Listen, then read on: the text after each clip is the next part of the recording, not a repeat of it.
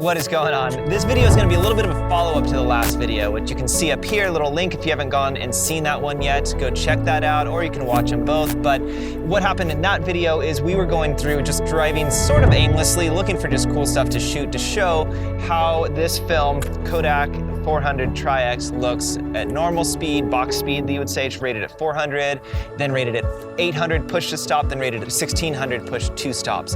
Just to see how that looks, but it's not really a fair comparison because as the day went on, it was winter, so it got dark pretty quickly, and then it's just like lighting conditions are different. So this video I thought would be a little bit more of a fair comparison in looking at how does this film look right like in the same exact spot. I'm just sitting here, I put a self timer on, got a little gizmo on there, and literally just going from several stops overexposed to several stops underexposed and doing it normal box speed, push to stop, and then push 2 stops. And so that is gonna be just more of like what this video is to compare what that looks like shooting the 65mm on the Mamiya RZ67. Here's what this looks like at, 2 stops underexposed. Here's what it looks like 2 stops overexposed. How do you like it? Really, like, all of this comes down to a preference. Like, how do you want your photos to look? And then you can make intentional choices in that. Do you want your film to be more contrasty with more grain? Then push it a stop, maybe push it 2 stops. Like, what it really comes down to, like, what do you like?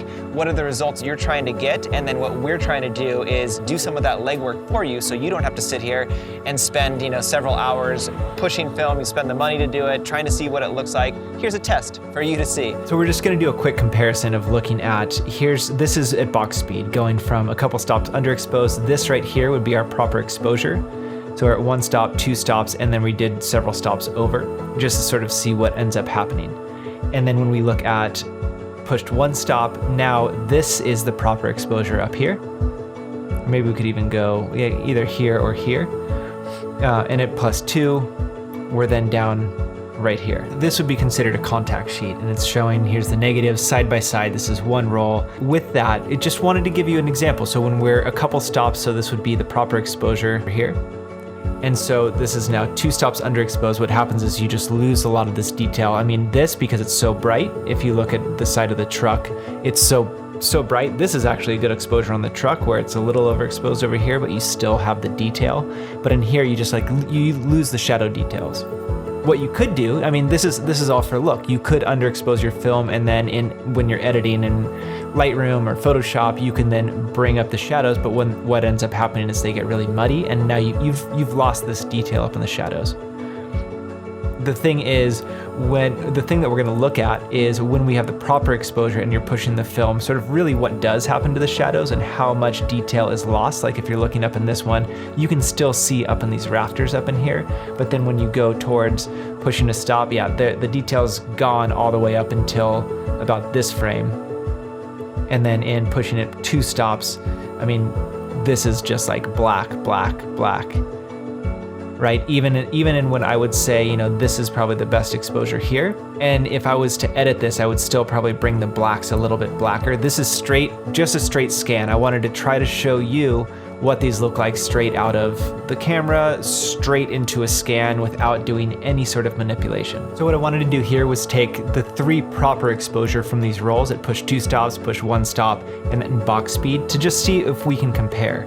And I would, in here, what happens up in the push 2 stops, you've got a lot more contrast. So you're losing a little bit of detail in here, but the blacks go a lot blacker and you lose the shadow detail up in here, where back at box speed, you can still see detail up in the rafters. You can still see some detail here, absolutely no, maybe the slightest bit, but pretty much no detail in the shadows here. I still think that I would bring the blacks a little bit blacker if I was doing a proper edit. I asked the lab to scan this as neutral as possible to give you a proper comparison. So, I mean, and again, all of these are good exposures. So it comes down to preference. There's not a ton of difference. Again, I think if I was to edit this one, I would bring the blacks a little bit blacker.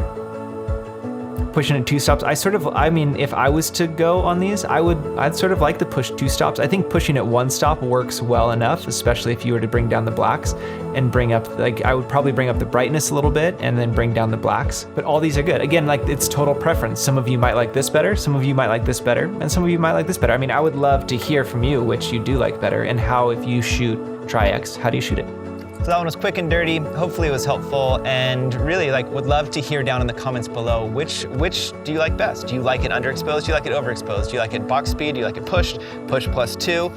And have you done this before? Are there other films that you've done this and like it more? Like, do you like the T-Max better? Do you like it doing it with Ilford? Do you like what, would love to hear results from you. So then in this community, this little mini forum under here, other people can hear your results as well, or sort of see what have you done, what have you liked, and what would you be shooting if you were pushing it +2? Would you do that with portraits? Would you do it with a cityscape where you want it to look a little bit more gritty? Do it with a landscape, right? So do you like black and white film? Do you only like color film? All that sort of stuff. We'd love to hear from you.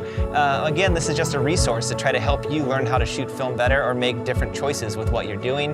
Again, you can look at that other video. I've got a link up here, information below on where you can get the cameras, where you can get the film. We are a shop. We sell film, we sell cameras, and we're hopefully a resource for you. So join the community, join the club, and we will see you on the next one.